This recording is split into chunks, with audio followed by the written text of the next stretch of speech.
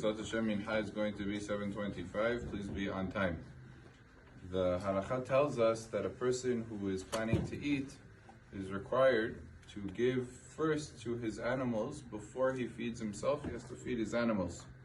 And although this Halacha is brought down in the Gemara and in the Shulchan Aruch, many of the commentaries understand it's a midat hasidut. It's not a literal prohibition, but it's the appropriate way a person is supposed to conduct himself.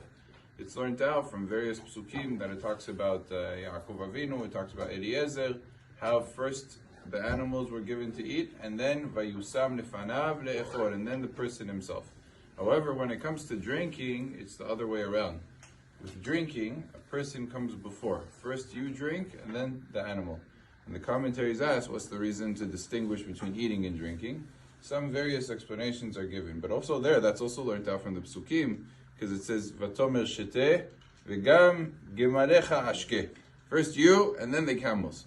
So some say it's because the fact that it's more dangerous. A person who doesn't drink and he delays a little bit, he could faint, something can happen to him. It's much less likely when it comes to food.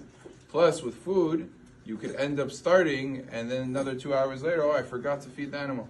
So usually there's much more concern when it comes to food that you might come to forget. A drink is very quick.